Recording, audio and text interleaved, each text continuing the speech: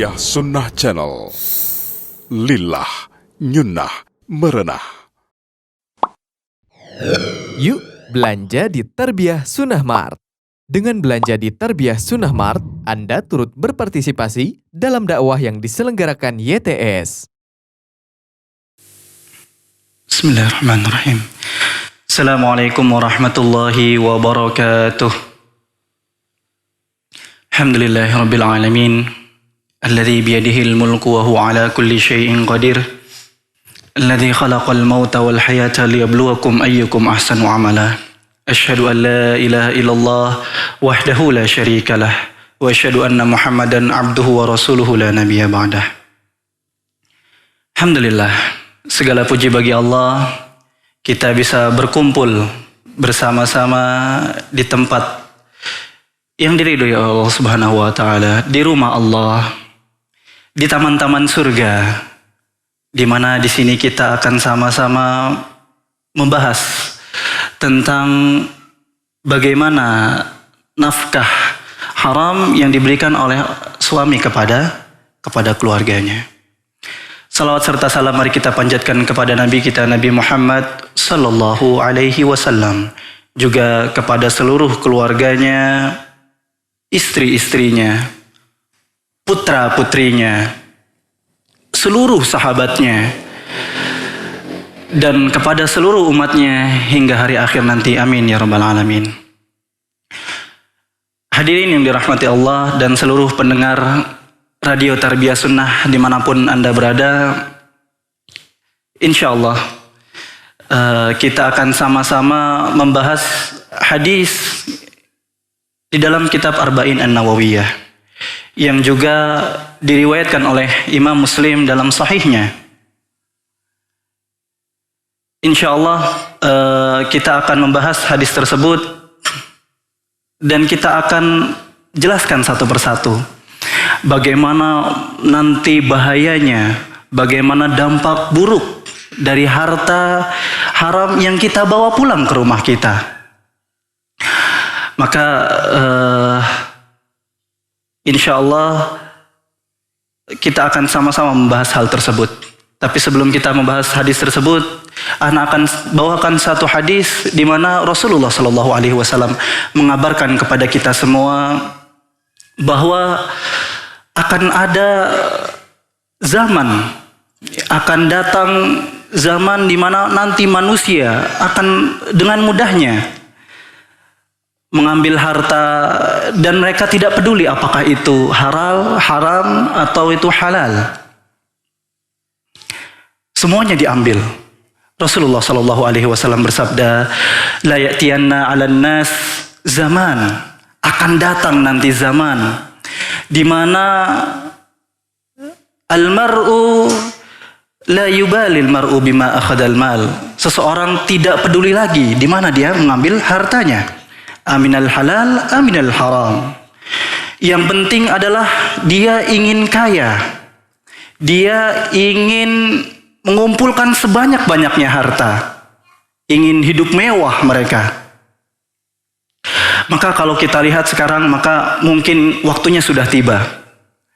Bagaimana kita lihat pegawai bank. Hampir 90% mungkin. Pegawai bank al-muslimun, kaum muslimin. Begitu juga bagaimana kita melihat orang-orang yang bekerja di bar mungkin. Kalau kita tanyakan apa agama mereka, mereka jawab muslim. Mereka muslimun. Maka miris apabila kita lihat, dan mungkin ini zaman yang Rasulullah SAW kabarkan kepada kita. Sudah datang waktunya. Maka mungkin kita sama-sama untuk mengingat kembali ya apa bahayanya, dampak buruk dari harta haram yang kita bawa pulang ke rumah kita. Tapi hadirin yang dirahmati Allah, mungkin sedikit maju ya biar memudahkan. Tafadhal maju. Taqaddamu. Nih, antum ngantuk enggak? Enggak ya? Semalam begadang? Alhamdulillah, nggak ada yang begadang ya semalam ya. Alhamdulillah, nggak ada yang begadang ya. Mungkin Itu bukan hari rayanya kaum muslimin. Ya, alhamdulillah. Taib hadirin yang dirahmati Allah. Hadis ini seperti yang Ana sampaikan diriwayatkan dari Abu Hurairah. An Abi Hurairah radhiyallahu anhu. Dari Abu Hurairah radhiyallahu anhu berkata, qala Rasulullah sallallahu alaihi wasallam. Rasulullah sallallahu alaihi wasallam bersabda, Innallaha tayyibun. Sesungguhnya Allah itu maha baik. Ya, tayyib itu artinya maha baik. Dan para ulama ketika mensyarah hadis ini, ya termasuk Syekh Sa'ub ya dalam kitabnya Al-Hulal Al-Bahiyah mengatakan bahwa para ulama berbeda pendapat. Ada dua pendapat di antara para ulama mengenai makna tayyib. Ya, pendapat yang pertama di antaranya ini adalah pendapatnya Syekh Ibnul Arabi, kemudian juga Syekh Al-Utsaimin. Mengatakan bahwa tayyib termasuk adalah ismun min asma'illah al-husna.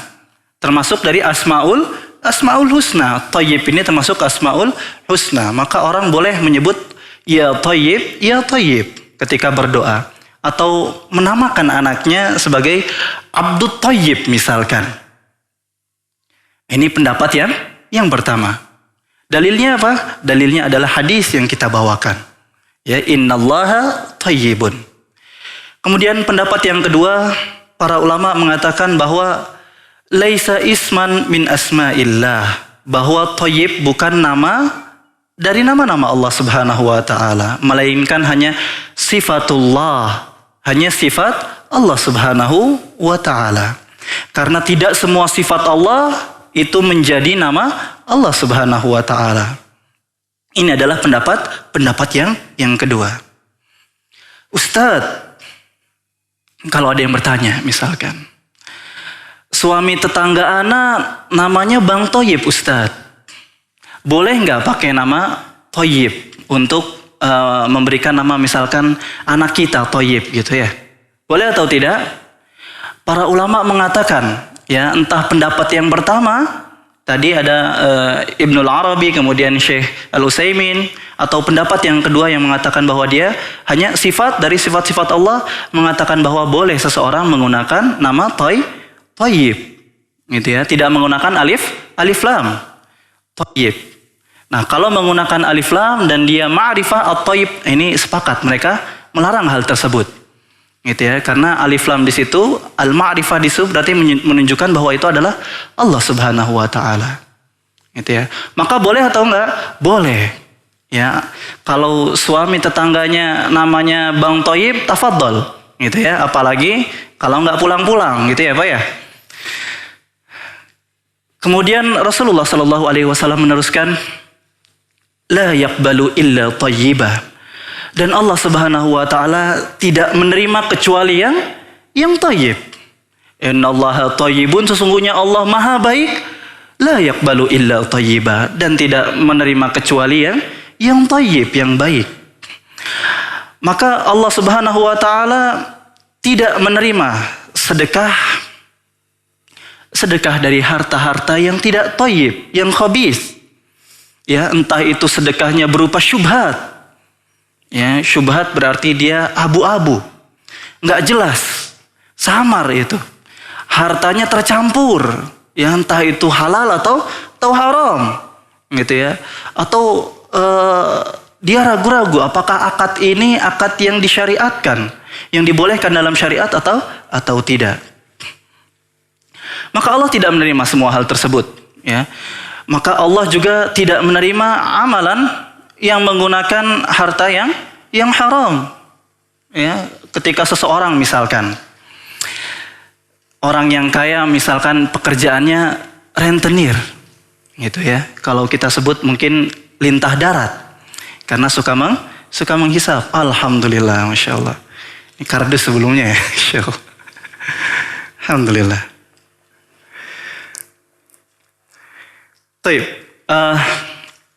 Jika seseorang rentenir tadi misalkan lintah darat, dia mempunyai penghasilan dari memberikan hutang kepada orang lain. Kemudian orang harus mengembalikannya dengan bunga. Maka kebanyakan memang orang rentenir ini kaya. Gitu ya. Seorang rentenir naik haji misalkan. Apakah Allah akan menerima hajinya? Mungkin pertanyaan nih ganti.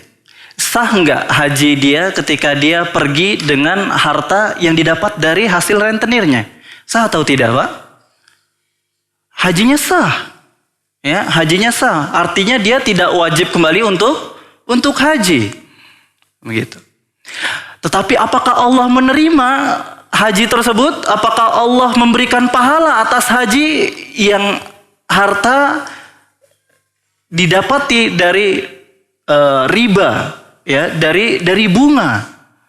Diterima atau tidak oleh Allah Subhanahu wa taala? Tidak. Kenapa? Karena Allah Subhanahu wa taala tidak menerima kecuali yang thayyib. Sedangkan riba, Allahu Akbar. Ya, fa'zanu biharbin minallah wa rasulih. Allah yang akan memerangi orang-orang yang melakukan riba. Itu janji Allah Subhanahu wa taala. Maka tatkala seseorang berhaji tadi dari uang yang haram, Allah tidak terima hajinya. Ya, meskipun dia sudah tidak wajib lagi untuk berhaji.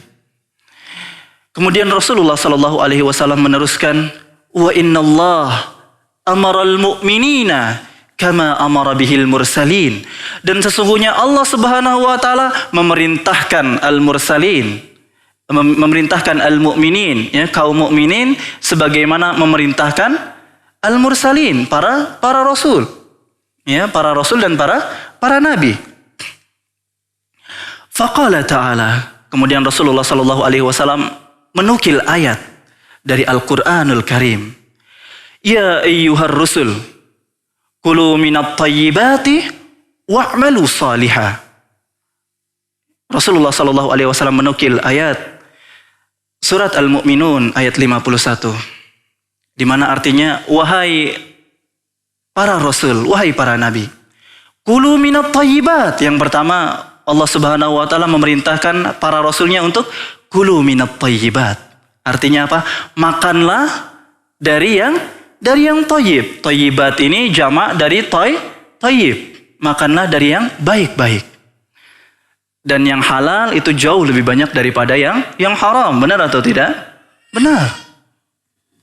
Kemudian yang kedua, Allah Subhanahu wa taala memerintahkan wa'malu salihah, dan bekerjalah, beramalah amalan-amalan yang baik, yang saleh.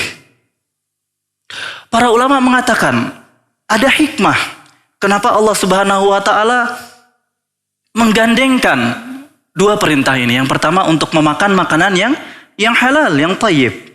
Kemudian yang kedua untuk mengerjakan amalan-amalan yang saleh. Kenapa? Karena makanan-makanan yang halal, yang thayyib, Masya Allah, memberi efek, ya, kepada orang yang memakannya, kepada kita yang memakannya.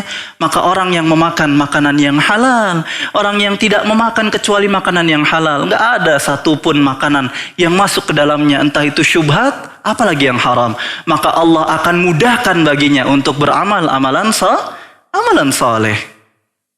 Maka setelah memerintahkan kulu minat thayyibat, makanlah makanan yang baik, wa'malu salihah, lalu kerjakanlah amalan-amalan yang saleh. Kenapa? Karena sesungguhnya orang-orang yang memakan makanan yang halal, Allah akan mudahkan baginya untuk beramal saleh. Begitu juga sebaliknya. Maka tatkala seseorang memakan makanan yang haram, wal iyadzu billah, atau katakanlah syubhat, ya, abu-abu, apakah harta tersebut halal atau haram? Ya, karena innal halala bayyin, yang halal itu sudah jelas. Wa innal harama bayyin, kata Rasul sallallahu alaihi wasallam. Yang halal itu sudah jelas dan yang haram itu sudah jelas, kata Rasul sallallahu alaihi wasallam. Wa bainahuma umurun mushtabihat, dan di antaranya ada perkara-perkara yang syubhat, yang abu-abu. Ya, entah itu dia halal atau haram. Ya, dan para ulama berbeda pendapat hal tersebut. Maka orang yang memakan makanan yang syubhat tadi, ya, terlebih lagi makanan yang haram, maka tatkala dia makan makanan yang haram itu menjadi apa? Menjadi darah di tubuh kita. Kemudian juga menjadi daging yang tumbuh. Dan darah yang mengalir dari makanan yang haram itu akan mengalir dan mengucur kepada otak-otak kita, mengalir kepada otak manusia. Ya, para dokter mengatakan bahwa otak terbagi menjadi 4. Ya, ada otak depan, otak belakang, otak kanan, dan otak kiri. Maka tatkala otak tersebut diberi gizi, ya, darahnya mengalir dari hal yang diharamkan oleh Allah Subhanahu wa taala, maka yang terfikirkan oleh otak kita tidak lain hanyalah hal-hal yang kotor. Ya, pikiran-pikiran kotor. Ya, Victor jadinya. Kotor terus nih di otak. Kalau orang Sunda mah piktor, ya. Pikiran kotor. Maka tatkala pikiran kotor tersebut ada di otak kita, maka kita sulit untuk beribadah. Kalaupun kita ibadah, kita sholat, maka sholat kita nggak khusyuk.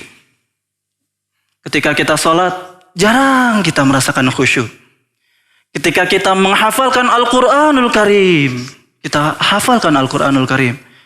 Ustadz, kok cepet hilang Ustadz hafalan ana Ustadz? Diulang-ulang, nggak hafal-hafal Ustadz.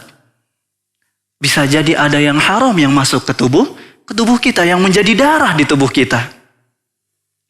Atau mungkin Ustadz, di rumah kita sering terjadi cekcok rumah tangga, ribut terus Ustadz, suami istri. Nggak pernah sakinah gitu ya. Ini sakinah itu mungkin cuma doa yang ketika awal nikah aja itu Ustadz. Ya, setelah berjalan ribut terus Ustadz dengan istri. Bisa jadi antum pernah bawa harta-harta yang haram, bawa masuk ke rumah antum. Antum beri makan itu keluarga dan anak istri antum. Wal iyadzu billah. Dan Allah Subhanahu wa taala, ya, tatkala kita memakan makanan yang haram tadi, maka Allah akan sulitkan bagi kita untuk beramal amalan yang saleh. Ya, sangat sulit. Maka tatkala kita merasakan hal-hal yang tadi disebutkan, ya mungkin kita susah untuk beramal soleh. Susah untuk sholat sunnah. Atau hati kita selalu aja ya, gak pernah damai. Selalu ada yang rasa kita kurang gitu ya. Kita gundah gulana, kita introspeksi diri. Apakah ada yang haram atau ada yang syubhat yang pernah masuk ke mulut kita, yang pernah kita beri makan kepada anak istri kita. Wa qala ta'ala, kemudian Rasulullah sallallahu alaihi wasallam membawakan ayat yang kedua. Ayat ini adalah ayat Al-Baqarah ayat 172. Ya ayyuhalladzina amanu kulu min thayyibati ma razaqnakum. Wahai kaum mukminin, kata Rasulullah sallallahu alaihi wasallam, kata Allah Subhanahu wa taala yang Rasulullah menukil ya, dari ayat Al-Baqarah. Wahai kaum mukminin, maka tatkala Allah Subhanahu wa taala memanggil kita wahai kaum mukminin, ya ayyuhalladzina amanu, maka yang tidak beriman tidak usah mendengarkan. Ya, tapi tatkala kita merasa beriman, maka dengarkan apa yang ingin Allah Subhanahu wa taala katakan. Kata Allah, kulu min thayyibati ma razaqnakum. Makanlah kalian dari apa-apa yang thayyib, dari apa-apa yang halal. Mimma razaqnakum, apa-apa yang kami berikan kepada kalian. Ya, jangan kalian ambil apa-apa yang Allah haramkan, tapi makanlah dari apa-apa yang telah Allah halalkan kepada kalian. Hadirin yang dirahmati Allah, Syekh mengatakan afadal hadis, bahwa hadis ini memberikan faidah. Annallaha subhanahu wa ta'ala la yaqbalu sadaqah illa idza kanat min halal wa min kasbin thayyib. Bahwa hadis ini memberikan kita faidah bahwa seseorang, ya, bahwa Allah Subhanahu wa ta'ala tidak menerima ya apa-apa dari yang haram. Allah tidak menerima sedekah ya, dari yang haram, tapi Allah hanya menerima sedekah, ya, illa idza kanat min halal, ya, hanya yang dari halal saja, wa min kasbin thayyib, dan juga pekerjaan yang halal. Ya, karena yang halal itu bukan hanya jenisnya. Gitu ya. Bukan hanya mungkin tatkala antum, ini mah nasi Ustaz yang ana makan. Iya, nasi. Tapi kalau antum dapat nasi tersebut dari cara yang haram, maka itu juga Allah tidak menerima hal tersebut. Maka korupsi, ketika seseorang korupsi, kemudian setelah dia korupsi, dia menyedekahkan harta tersebut untuk kaum fakir misalkan. Apakah Allah menerima sedekahnya? Seorang yang mencuri, misalkan mencuri untuk diberikannya kepada kaum fakir.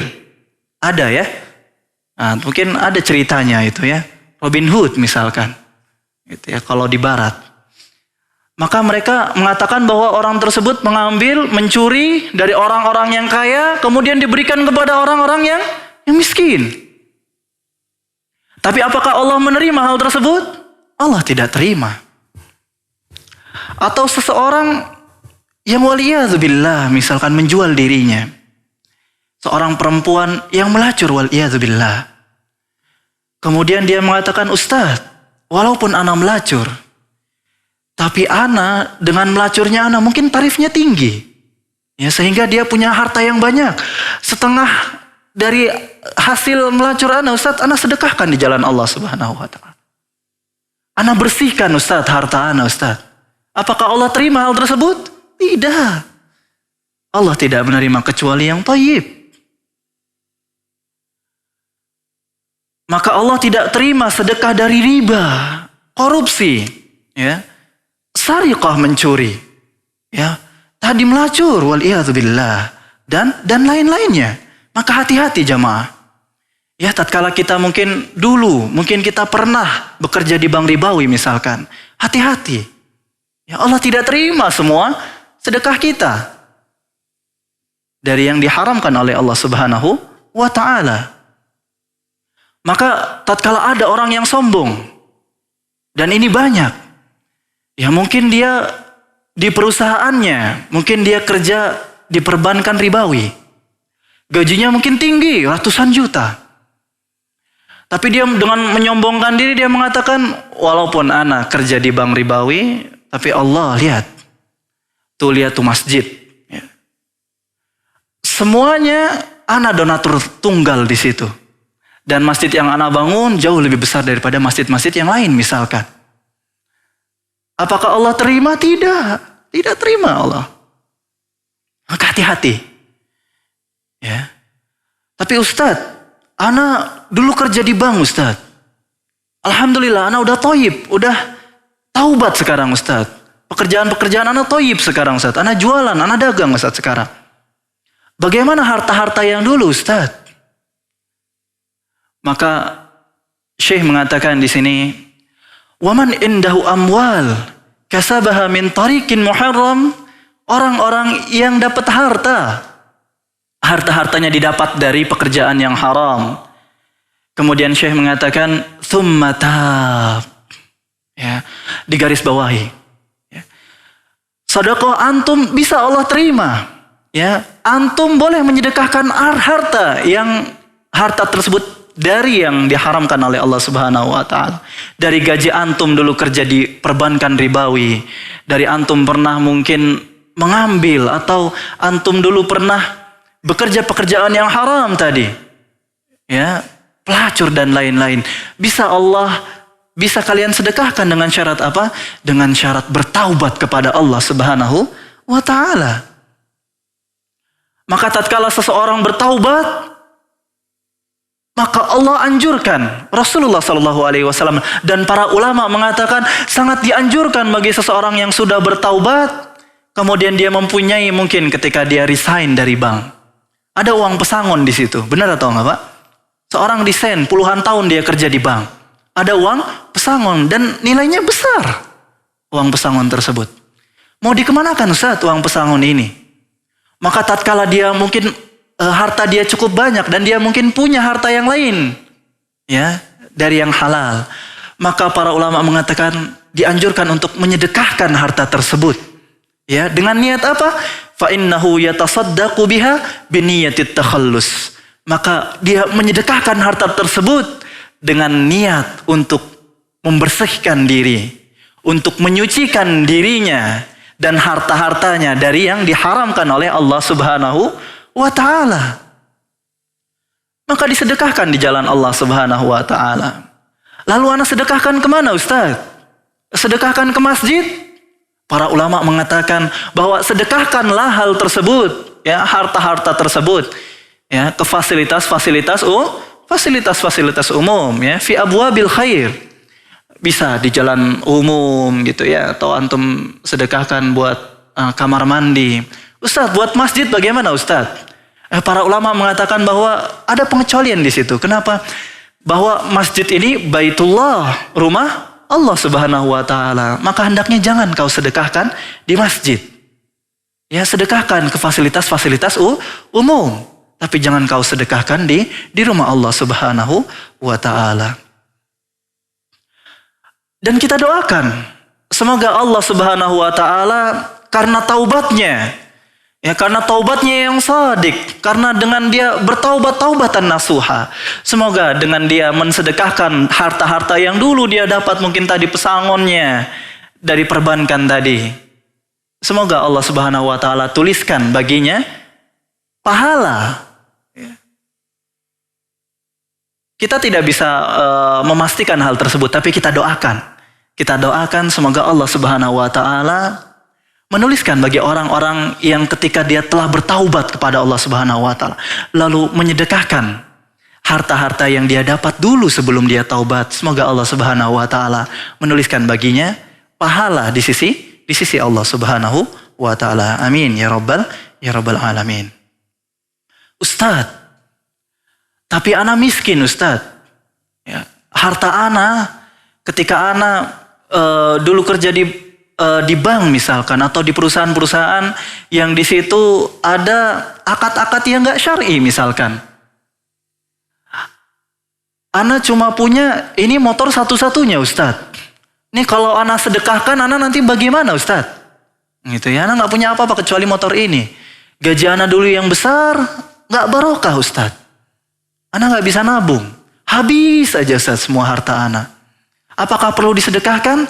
Para ulama mengatakan bahwa seandainya dia sangat memerlukan hal tersebut, ya, dan sangat hajat, dan apabila dia sedekahkan, maka dia mendapatkan madarah, gitu ya, dia mudarat bagi dia.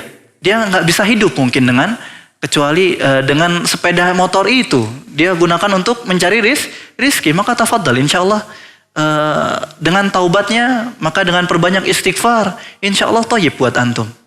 Ya, wallahu taala a'lam. Hadirin yang dirahmati Allah. Walihada kana salaf, kata Syekh, dan beginilah, dan para salaf terdahulu, yahrisuna ala alla yadkhula ajwafuhum syai'un minal mushtabah fadlan anil haram. Kata Syekh bahwa orang-orang salaf terdahulu, nih, orang-orang salaf, para sahabat, tabi'in, tabi'ut tabi'in, mereka sangat bersungguh-sungguh, sangat hati-hati sekali. Jangan sampai bawa pulang tuh makanan haram.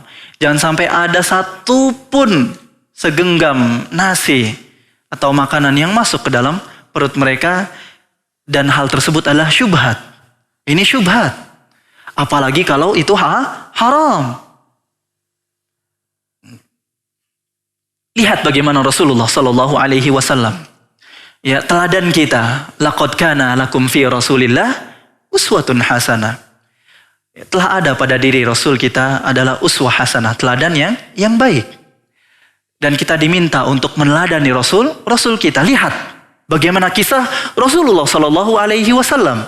Rasulullah Sallallahu Alaihi Wasallam dalam hadis yang diriwayatkan oleh Imam Bukhari dalam sahihnya, begitu juga diriwayatkan oleh Imam Muslim dalam sahihnya. Hadis ini diriwayatkan juga oleh Abu Hurairah.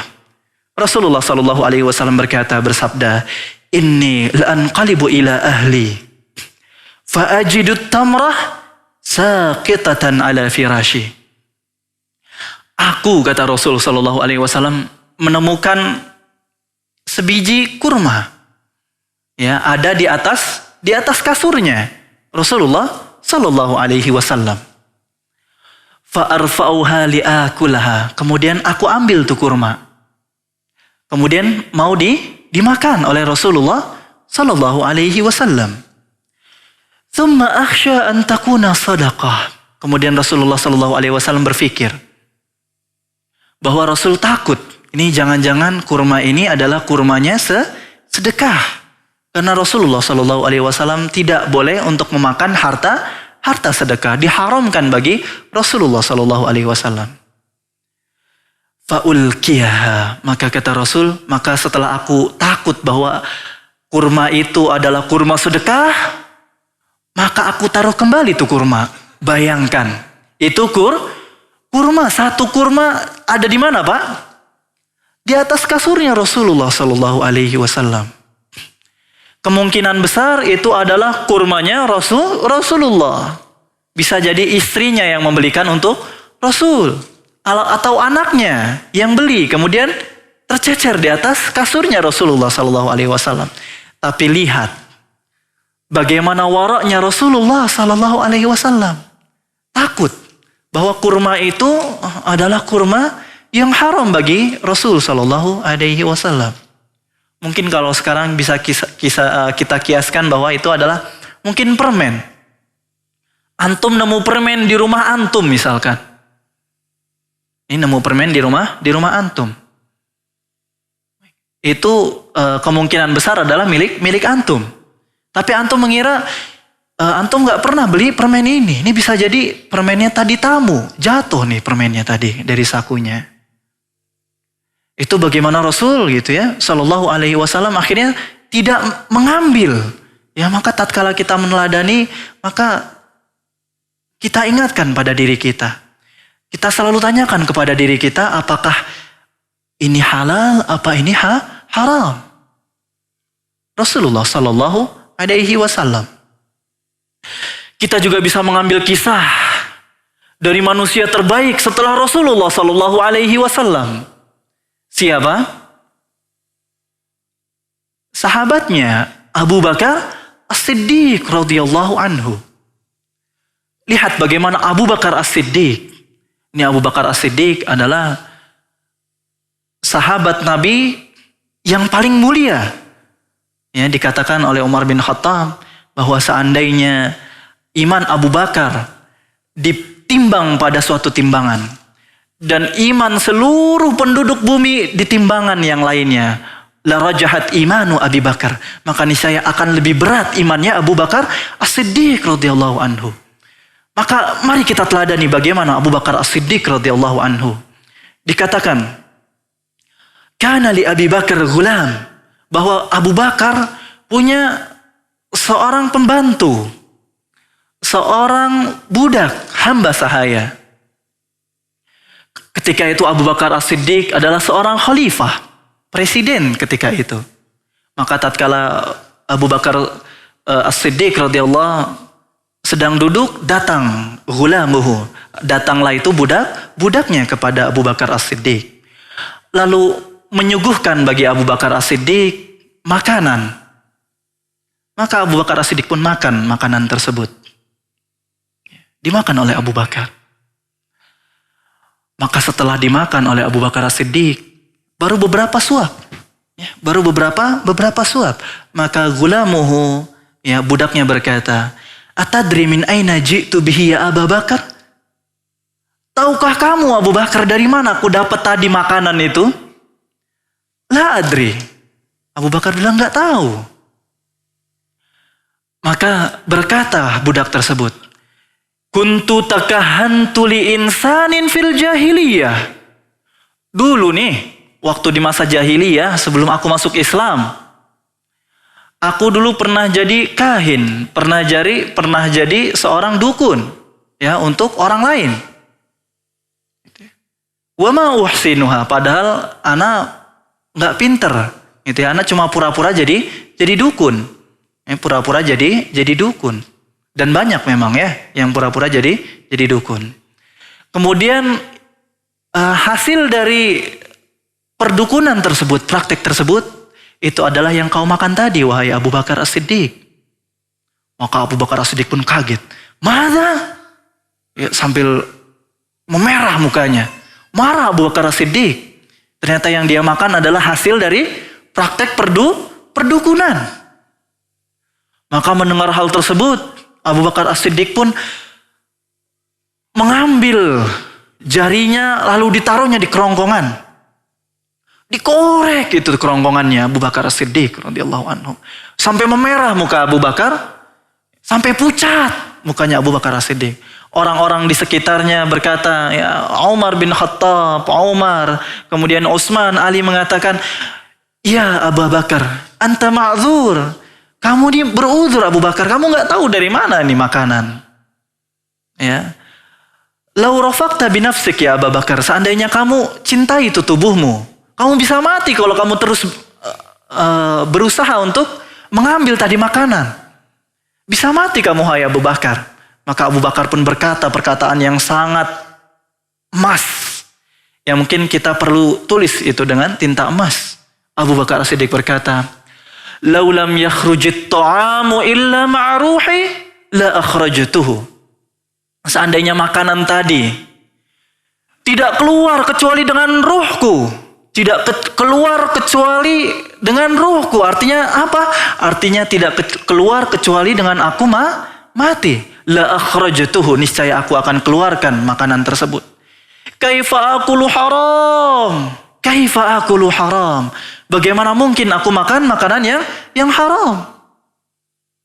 Ya, maka terus dikeluarkan hingga akhirnya keluar itu makanan. Abu Bakar As-Siddiq, lihat bagaimana waraknya Abu Bakar As-Siddiq radhiyallahu anhu. Hadirin yang dirahmati Allah, ana ada satu pertanyaan. Ini mungkin buat ibu-ibu di sini ya. Ada ibu-ibu? Ada ya Bu ya. Ibu-ibu, kalau misalkan suaminya berangkat kerja nih Bu, gitu ya. Sebelum berangkat kerja, ibu biasanya pesan apa Bu? Ibu salaman nggak sama suami? Salaman ya Bu ya. Dibuatkan kopi Bu? Dibuatkan insya Allah. Nah habis dibuatkan kopi, salaman, ibu-ibu bilang apa ke suami ketika mau berangkat kerja? Bilang apa Bu? Hah? Bilang apa Pak? Pulangnya bawa bala-bala. Masya Allah. Pulangnya bawa bala-bala ya. Atau ada yang bilang, ya anak minta HP baru buat game online gitu misalkan. Gitu ya. Pokoknya kalau pulang harus bawa HP baru. Nggak bawa HP baru, jangan harap pintu rumah terbuka. Insya Allah. Biasanya di sinetron ya Bu ya. Ada yang gitu Bu? Masya Allah. Nih lihat nih bagaimana orang-orang salaf terdahulu. Bisa kita contoh. Ya, Syekh mengatakan, hakadha kanat adatun nisa fis salaf. Lihat bagaimana istri-istri salafus saleh. Ya. Bagaimana mereka ketika kana rajul idza kharaja min manzilihi taqulu lahu imra'atuhu. Maka tatkala seorang suami keluar dari rumahnya, habis dibikinin kopi ya Bu ya. Bikinin kopi atau bikinin teh. Keluar dari rumahnya. Maka berkata istri-istrinya. Banyak Ustaz istrinya, Masya Allah. Awi benatuhu atau anak perempuannya berkata, iyyaka wa kasbal haram. Bayangkan, iyyaka wa kasbal haram. Berpesan ya, istri-istrinya berpesan kepada suami. Ya, hati-hati. Ya, jangan bawa harta haram pulang ke rumah. Tuh Bu. Ya. Fa inna nasbiru 'alal ju'. Sesungguhnya kita ayah, ya, Mas atau A gitu ya. Kita kuat, kita sabar untuk menahan rasa lapar. Wala nasbiru 'alan nar, tapi kita enggak kuat menahan siksaan api api neraka. Tuh. Ada Bu yang kayak gitu Bu? Tadi pagi ada yang bilang gitu Bu? Masya Allah. Maka mungkin sekali-kali ya Bu ya. Besok mungkin ya. Besok gitu ya. Mungkin Ana berpesan itu. Cobalah sekali-kali bilang ke suaminya. Mas jangan bawa harta haram masuk ke rumah. Kita bisa kok nahan rasa lapar. Tapi kita nggak kuat menahan siksaan api neraka. Ya, malamnya bawa bala-bala pulang rumah. Nggak apa-apa ya, insya Allah. Khair gitu ya. Dan suami Bu, kalau ibu berpesan demikian kepada suami ya, ini bisa ya Bu ya, nanti insya Allah besok lah sekali-kali gitu ya. Berpesan kepada suaminya. Suami pun akan tenang tuh nyari rizki gitu ya. Akan tenang. Tapi kalau dari awal udah bilang pokoknya HP. Ya, pokoknya HP. Pulang ke rumah pokoknya HP. Suami keluar bingung ya. Ini nggak ada gaji udah habis, gitu ya. Ini tanggal tua. Mau minjem uang kemana minjem uang ya? Akhirnya sesoleh apapun suami ibu pasti ketika istri selalu merongrong demikian kepikiran, benar atau nggak Pak? Kepikiran mau ngambil yang haram. Waliyadzubillah bisa jadi ketika suami datang bawa HP-nya dari hasil yang diharamkan oleh Allah Subhanahu wa taala. Ya, korupsi ngambil mungkin uang hibah gitu ya. Kalau pegawai misalkan. Ya, dan lain-lainnya. Waliyadzubillah. Kemudian Syekh mengatakan wal jismu idza nabata min suhtin kanatin naru aula lahu. Sesungguhnya daging seseorang apabila dia tumbuh dari yang diharamkan oleh Allah Subhanahu wa taala, Masya Allah. Antum tahu aja. Ya, haus ini, Masya Allah. Ana minum dulu ya. Bismillah.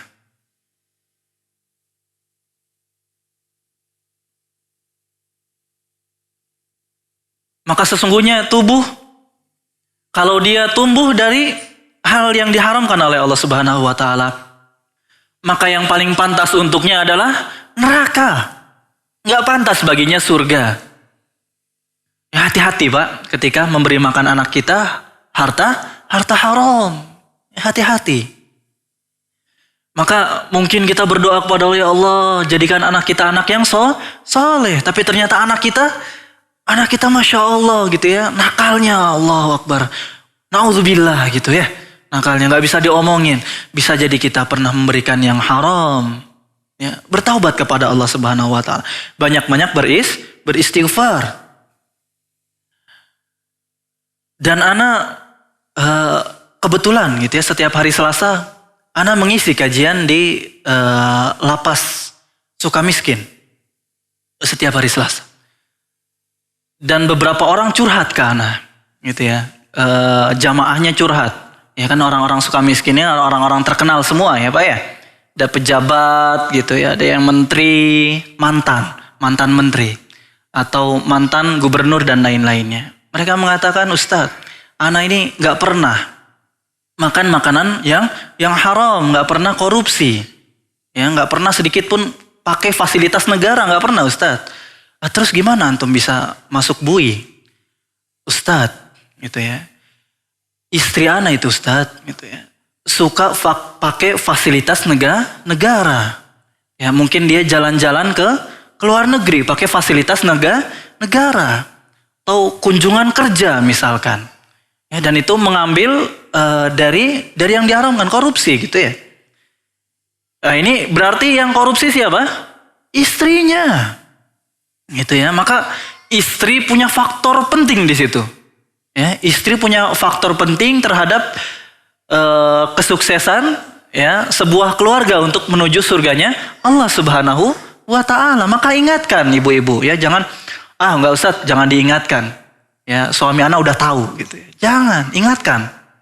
Ya, kita semua ingin bahtera rumah tangga kita berjalan menuju surganya Allah Subhanahu wa taala. Jangan sampai nahkodanya suami-suami ibu akhirnya ketika ada karang-karang yang diharamkan oleh Allah Subhanahu diterjang semuanya. Sehingga bahteranya tenggelam ya di neraka Allah Subhanahu wa taala. Waliyadu billah. Maka ingatkan, agar karang-karang tersebut dijauhi. Ya, hanya memakan yang dihalalkan oleh Allah Subhanahu wa taala. Kemudian kita teruskan hadis.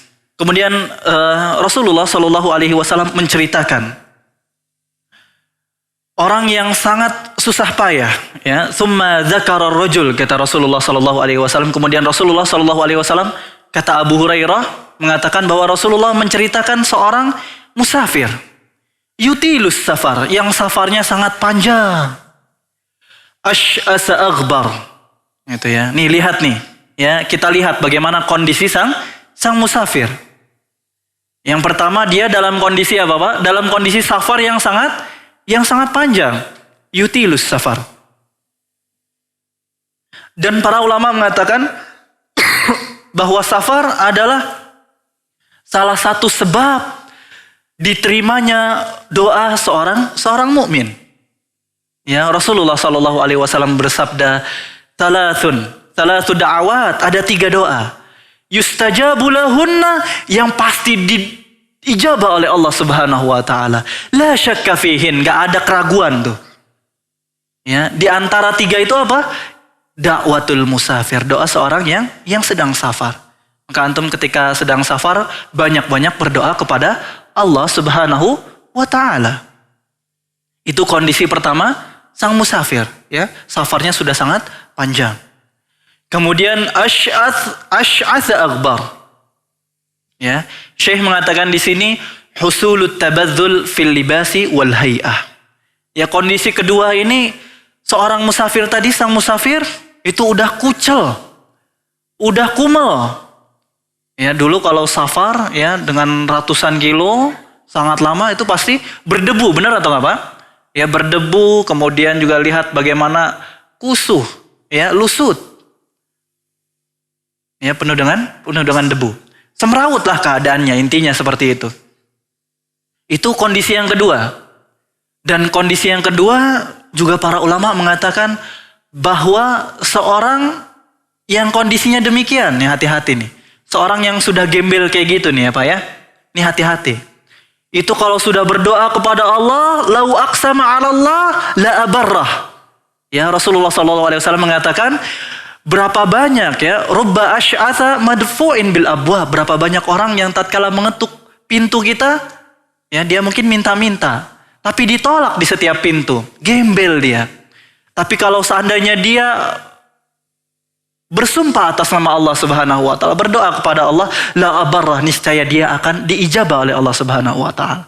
Maka kita hati-hati tatkala ada orang gembel mungkin gitu ya, minta-minta, maka jangan antum apa sih gitu ya, atau antum berkata kasar kepada mereka. Hati-hati antum. Ini badan masih kuat gitu ya. Masa minta-minta akhirnya keluar kata-kata kotor, kebun binatang keluar dari antum, hati-hati. Bisa jadi dia terluka kemudian mendoakan yang buruk bagi antum. Dan itu bisa diijabah oleh Allah Subhanahu wa taala. Hati-hati. Ya, hati-hati. Dan ini kondisi kedua sang musafir. Udah gembel tuh musafir. Ya.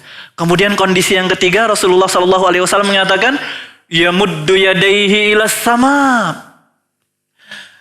Kemudian dia meminta kepada Allah Subhanahu wa taala dan mengangkat tangannya. Ya, tinggi mengangkat tangannya kepada Allah Subhanahu wa taala. Dan kondisi yang ketiga ini para ulama pun mengatakan, ya, raf'ul yadaini ilas sama'i fid du'a, bahwa mengangkat tangan ya ketika berdoa kepada Allah Subhanahu wa taala itu adalah salah satu sebab diterimanya doa, dan tidak akan Allah Subhanahu wa taala memberikannya keadaan kosong. Ya, Rasulullah SAW mengatakan, innallaha hayyun karim, sesungguhnya Allah maha pemalu. Yastahyi idza rafa'a ar-rajul ilaihi yadaihi. Allah malu tatkala seseorang mengangkat tangannya, ya, meminta kepada Allah Subhanahu wa taala an yaruddahuma sifra. Ketika itu dia mengangkat tangan, Allah malu kalau tidak memberikan sesuatu kepada dia. Allah malu kalau memberikan tangannya turun kemudian kosong, tidak dapat apa-apa. Maka antum ketika berdoa, angkat tangan antum, ya, berdoa dengan khusyuk kepada Allah Subhanahu wa taala, angkat Allah. Ya Rabb, katakan ya Allah, angkat tangannya. Ya, maka kalau antum melihat, masya Allah, banyak orang gitu ya di masjid, ya, mengangkat dengan khusyuk tangannya, Allah, Allah, gitu ya. Kenapa? Karena utangnya banyak, gitu ya, masya Allah. Ya, tapi Allah akan mudahkan bagi dia, gitu ya. Allah akan mudahkan untuk melunasi hutangnya.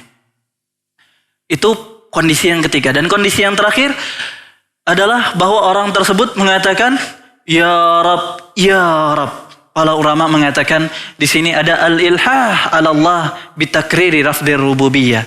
Bahwa orang tersebut udah melas di hadapan Allah Subhanahu wa taala. Diulang-ulang tuh kalimat Ya Rab, Ya Rab. Dan Ya Rab ini termasuk bahwa nama Allah yang paling utama. Ya, termasuk dari nama Allah yang paling utama. Ada Allah yang paling utama, ada Ar-Rahman, dan Rabb ini termasuk nama yang paling utama. Maka banyak lafaz doa bentuknya ya Rabb. Rabbana atina, Rabbana auzi'na an nashkura ni'mataka allati an'amta 'alaina. Dan banyak ya Rabbana, itu ya banyak, atau Rabbana la tu'akhidna. Kenapa? Karena lafaz Rabb ini adalah salah satu lafaz Allah, nama Allah Subhanahu wa taala yang paling dicintainya. Gitu ya. Dan Allah Subhanahu wa taala akan mengabulkan orang yang berdoa dengan lafaz tersebut. Tapi lihat, ya, tatkala dia sudah berkumpul 4 sebab diterimanya doa. Yang pertama apa tadi? Sedang safar yang sangat panjang. Kemudian dia kondisinya sangat semrawut, itu ya, sangat gembel. Kemudian dia mengangkat tangannya kepada Allah Subhanahu wa taala. Kemudian yang terakhir, dia sudah mengatakan menggunakan lafaz Ya Rabb, Ya Rabb. Apakah doanya diterima oleh Allah Subhanahu wa taala? Ternyata doanya tidak diterima oleh Allah Subhanahu wa taala. Kenapa tidak diterima? Kata Rasul, wa mat'amuhu haram. Tapi makanannya adalah makanan yang haram. Ya, wa mashrabuhu haram, dan minumannya minuman yang haram. Ya, wa malbasuhu haram, dan pakaiannya pakaian yang haram. Wa ghudhiya bil haram, dan dia dagingnya sudah tumbuh dari yang diharamkan oleh Allah Subhanahu wa taala. Fa anna yustajabu lidzalik. Maka bagaimana bisa diterima oleh Allah Subhanahu wa taala doanya? Maka tatkala kita, Ustaz, ana sering berdoa kepada Allah Subhanahu wa taala, dan ya Ustaz, ana sudah tinggalkan itu pekerjaan yang haram. Ya, ana udah resign Ustaz dari perbankan ribawi, dari bank konvensional itu Ustaz. Ya, tapi ana setiap berdoa ana tidak diijabah oleh Allah Subhanahu wa taala. Maka introspeksi lagi. Ya, bisa jadi masih ada yang haram yang ada di rumah kita. Ya. Kita introspeksi lagi. Maka kita bersihkan seluruh rumah kita dari yang diharamkan oleh Allah Subhanahu wa ta'ala. Mungkin terakhir anak akan sebutkan satu kisah, gitu ya, untuk mengakhiri perjumpaan kita pada sore hari ini, bahwa Rasulullah Shallallahu Alaihi Wasallam bersabda, berkata, bahwa ada seorang sahabat tersebut mati syahid, ya, di medan perang. Allahu Akbar. Mati syahid di medan perang. Ya, itu sebuah kemuliaan yang luar biasa. Dan orang-orang ketika melihat sahabat tersebut mati di medan perang, maka orang-orang, para sahabat yang lain mengatakan Allahu Akbar, Masya Allah, hanian, gitu ya. Mereka memberi selamat kepada keluarganya. Kenapa? Karena orang tersebut mati syahid, gitu ya. Allah hanian bifulan, gitu ya. Karena dia sesungguhnya sudah mati syahid. Subhanahu wa ta'ala, radhiyallahu anhu. Maka ketika para sahabat mengatakan demikian, hani'an lahu bisyahada, selamat atas mati syahidnya, maka Rasulullah Shallallahu Alaihi Wasallam berkata, kalla walladzi nafsi biyadih, sekali-kali tidak, kata Rasulullah Shallallahu Alaihi Wasallam, demi Allah, inna syamlah lataltahibu alaihi nara Ya, kata Rasulullah Shallallahu Alaihi Wasallam, sesungguhnya, ya, sekali-kali tidak. Kenapa? Sesungguhnya fulan, ya, telah mengambil sebuah baju. Ya, baju tersebut diambil di perang Khaybar tanpa seizin Rasulullah Shallallahu Alaihi Wasallam sebelum dibagikan. Ya, dia mengambil baju tersebut sebelum dibagikan oleh Rasulullah Shallallahu Alaihi Wasallam. Maka kata Rasul Shallallahu Alaihi Wasallam, sesungguhnya ya baju yang dia pakai dari yang diharamkan oleh Allah Subhanahu Wa Taala berapi-api, ya, membakarnya nanti di hari akhir. Ya, maka orang-orang mendengar hal tersebut, mereka ketakutan. Ya, mendengar hal tersebut bahwa fulan Allah ternyata mendapat siksa dari Allah Subhanahu Wa Taala karena mengambil apa, Pak? Mengambil sebuah baju. Enggak mahal, cuma baju. Baju dari perang Khaybar. Ya, harta rampasan perang. Rasulullah SAW membagikan harta rampasan perang tersebut. Tapi ternyata si fulan sudah mengambil baju sebelum dibagikan oleh Rasulullah SAW. Maka karena baju yang diambilnya itu, dia disiksa di api neraka. Waliyadu billah. Maka mendengar hal tersebut, para sahabat radhiyallahu anhu mendengar hal tersebut, mereka takut. Maka satu persatu ada yang membawa syirak, ya, ada yang membawa tali sendal kepada Rasulullah Sallallahu Alaihi Wasallam, mengatakan, ya Rasulullah, sesungguhnya ini tali sendalku, aku pernah ambil di perang Khandaq, ya, di perang Khaybar. Aku pernah ambil tali sendal tersebut di perang Khaybar, ya Rasulullah Sallallahu Alaihi Wasallam. Ada lagi yang lain datang dengan dua tali sendal dan lain-lainnya, dan itu sangat kecil, ya, cuma tali sendal. Ini bukan sendalnya, Pak, cuma tali sendal. Bayangkan, mungkin orang-orang mengira bahwa nggak apa-apa, ini cuma tali sendal, sepele hal tersebut. Maka Rasulullah Shallallahu Alaihi Wasallam mendengar hal tersebut, Rasulullah pun menjawab, syirakun au syirakan finnar.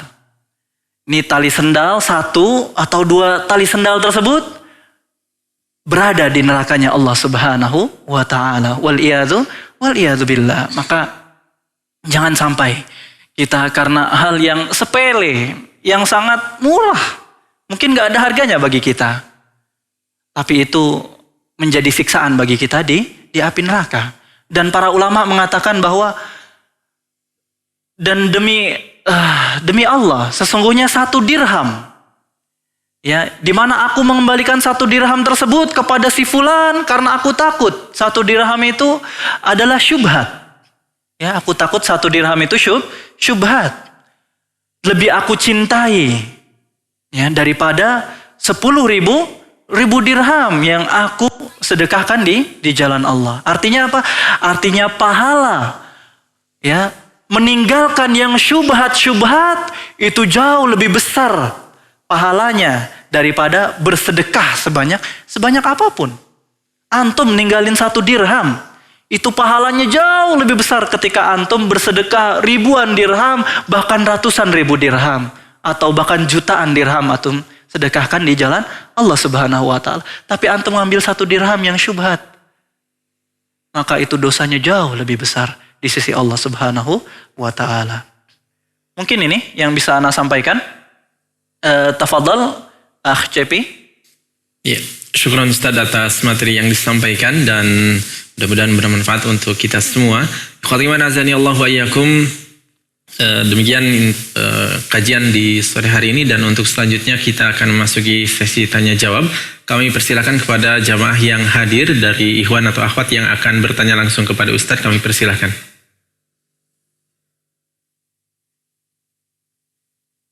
Nggak ada. Alhamdulillah. Insyaallah. Ya, ada? Oh, ada. Ada, silakan. Itu mungkin kertas itu. Tafadhal.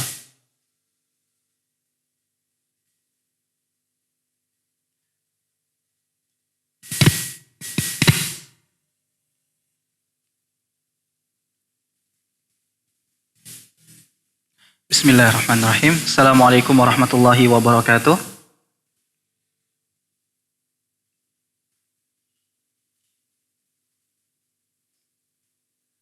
Ustadz, bagaimana dengan kondisi sekarang? Banyak peminta-peminta atau pengemis yang tidak bisa dibedakan mana yang sungguhan atau pura-pura. Bagaimana sebaiknya sikap kita?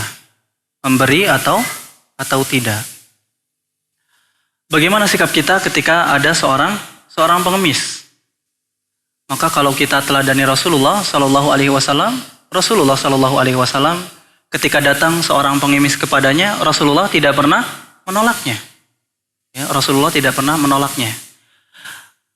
Adapun kalau kita tahu dia adalah seorang yang pura-pura, gitu ya, maka antum cukup tolak secara halus, gitu ya. Antum cukup tolak secara halus ketika antum tahu dia hanya seorang yang berpura-pura pengemis. Ya, jangan ketika antum tahu dia pura-pura seorang pengemis, antum juga kemudian mencerca dia. Ya, antum cecar, antum keluarkan kalimat-kalimat yang kotor. Ya. Hati-hati, ya, hati-hati. Kenapa? Bisa jadi dia punya uzur. Ya, mungkin bagi kita dia hanya pura-pura, tapi bisa jadi dia punya uzur. Ya, dia beneran nggak punya apa yang ingin dia makan untuk hari itu. Maka kita harus lebih hati-hati ketika bermuamalah dengan seorang pengemis. Wallahu taala alam. Kemudian pertanyaan kedua, ini berapa pertanyaan, Cepi? Habiskan, silakan Ustaz, boleh. Masya Allah. Mungkin pertanyaan terakhir mungkin ini ya. Di sini juga udah ada pertanyaan sih, Ustaz. Ada pertanyaan? Iya, ya, ada. Tafadhol kalau gitu. Iya. Terakhir pertanyaan dari antum ini ya, insya Allah ya. Baik, ada pendengar yang bertanya, Ustaz. Bismillah, Ustaz, apakah kenakalan anak ada hubungannya dengan halalnya nafkah yang diberikan? Silakan, Ustaz. Thayyib. Apakah kenakalan anak ada hubungannya dengan nafkah yang kita berikan? Ada, jamaah.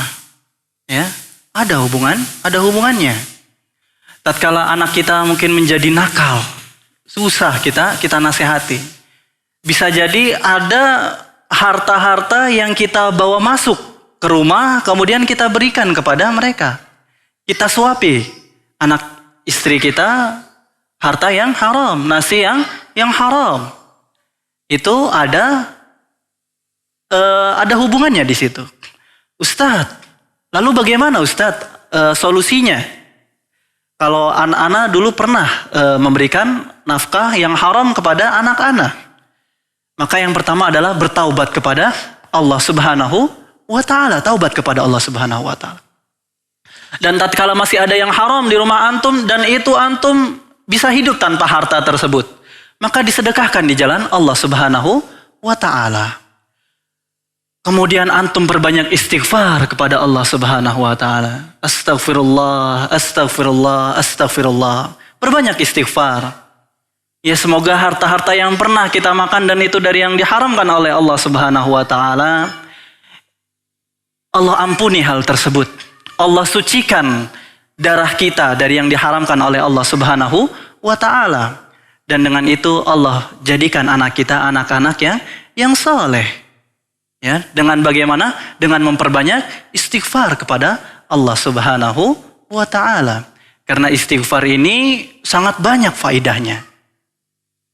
Istighfar ini sangat banyak faidahnya. Imam Hasan Al-Basri, ulama tabi'in, ya, muridnya Imam Ali, pernah datang kepada dia pertanyaan-pertanyaan. Ya, mungkin sama ketika tadi ada 3 soal mungkin. Yang pertama, Syekh, Imam, bagaimana solusi ana menghadapi kemiskinan yang tidak berhenti-berhenti? Maka kata Syekh, beristighfarlah. Pertanyaan kedua, Syekh, Imam, ana punya anak yang sangat banyak. Ya, afwan, ana nggak punya, ana sudah bertahun-tahun menikah tapi tidak punya anak. Apa solusinya, Syekh? Maka kata Imam, istighfarlah. Yang satu lagi datang, Syekh, ini ladang ana tandus. Ya, kekeringan, wahai Syekh. Apa solusinya? Kata Syekh, istighfarlah. Orang-orang ini di sekitarnya bilang, nggak ada solusi lain, wahai Syekh. Semuanya istighfar terus. Mungkin kita bosan dengan istighfar ya Syekh. Maka kata Syekh, kata Imam Hasan Al-Basri, buka surat Nuh ayat 10-12. Faqultu astaghfiru rabbakum innahu kana ghaffara. Beristighfarlah kalian kepada Allah, sesungguhnya Allah maha pengampun. Yursilis samaa 'alaikum midrara. Allah akan turunkan hujan bagi ladang-ladang yang kering. Wa yumdidkum bi amwal, dan Allah akan berikan harta bagi engkau yang kesusahan mendapatkan harta. Wa banin, dan Allah akan berikan anak-anak yang kau inginkan. Bertahun-tahun gak punya anak. Dengan beristighfar, Allah akan berikan kalian anak-anak yang kalian inginkan. Wa yaj'al lakum jannati wa yaj'al lakum anhara, dan Allah akan jadikan bagi kalian taman-taman yang indah, taman-taman yang subur, ya, dan Allah akan alirkan baginya sungai yang mengalir. Kemudian di akhir ayat Allah Subhanahu wa taala menyentil kita, malakum la tarjuna lillahi waqara. Kenapa kalian tidak percaya atas keagungan Allah Subhanahu wa taala? Kenapa kalian gak percaya kalau orang yang banyak istighfar, Allah akan berikan banyak solusi bagi permasalahannya. Allah akan ampuni dosa-dosanya. Bisa jadi nih anak kita nakal nih, ya, karena dosa-dosa kita terdahulu, ya, memakan makanan yang haram, memberikan nafkah yang haram. Maka dengan kita beristighfar, menghapus dosa kita, mungkin dengan itu anak kita menjadi anak yang saleh. Mungkin itu, Akh Cepi, ditutup. Iya, silakan Ustaz. Baik, wa sallallahu ala nabiyyina Muhammadin wa ala alihi wa sahbihi ajmain. Semoga yang kita pelajari pada sore hari ini bermanfaat bagi kita dan menjadi pemberat timbangan amal ibadah kita di hari akhir nanti. Amin ya rabbal alamin. Kita tutup dengan kafaratul majlis. Subhanakallahumma wa bihamdika asyhadu an la ilaha illa anta astaghfiruka wa atubu ilaik. Wassalamualaikum warahmatullahi wabarakatuh.